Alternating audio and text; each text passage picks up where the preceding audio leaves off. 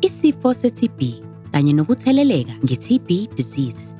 I-TB ibangwa yigciwane elibizwa ngokuthi i-Mycobacterium tuberculosis.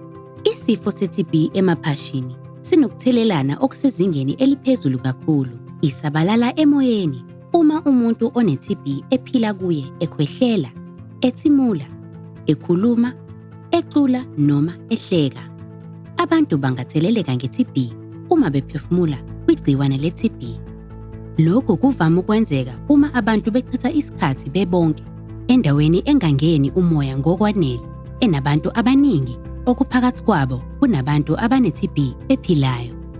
Uma uhlelo lwabo oluholoyiwe lunamandla, imizimba yabo iyakwazi ukuphatha ukutheleleka nge-TB ngokuyenza ukuthi ingabi ephilayo. Abantu abanokutheleleka kwe-TB okungaphili, abaguli, abanazo izimpawu ze-TB, abadluliseli i-TB kwabanye abantu. Kodwa, ukutheleleka kwe-TB kungaba isifo se-TB esiphilayo.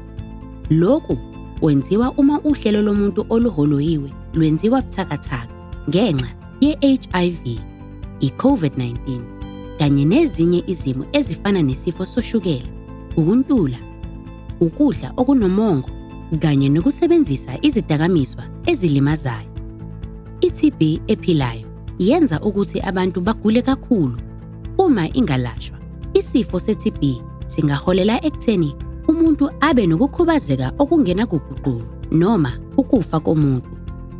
Abantu abanesifo se-TB esiphilayo basengozini enkulu kakhulu yokuthola i-COVID-19 enzima kakhulu. Abantu abanesifo se-TB basengozini yokuhola i-COVID-19. Phatha ezempilo yakho.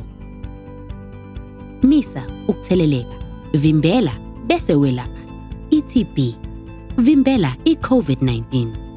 Ezempilo yethu zisezandleni zethu.